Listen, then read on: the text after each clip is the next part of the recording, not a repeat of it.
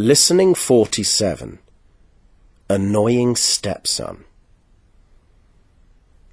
My stepson really annoys me because he spends his whole life on his mobile telephone, either speaking or sending and receiving messages. I sometimes wish we lived in the past when everyone had to use mail to communicate. Sometimes when I watch my son and his friends, they're all together, but each one is on his telephone talking to someone else. Once, my wife and I tried to make him sign a family contract. He could only use his mobile between 6 and 7 after doing his homework. He put his signature to it, but then he was constantly writing messages on email. We then took his computer away and said he had to write with a pen, but he said we didn't understand him and that we were bad parents.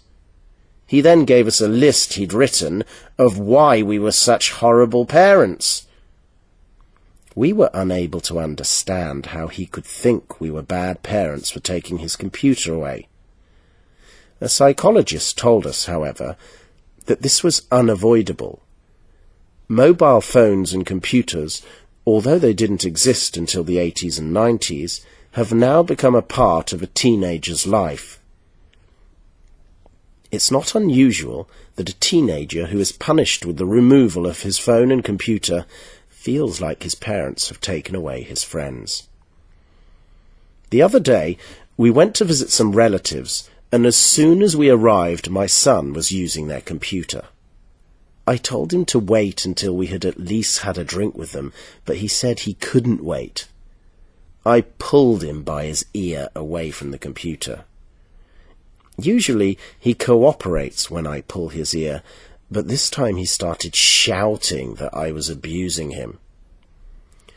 Recently, though, we've decided to let him use his computer and mobile whenever he wants.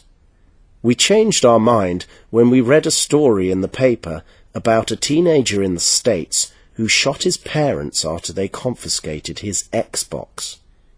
Apparently, he was addicted to the game Halo and believed his parents would come back to life, like in the game. That was the end. This generation are lost.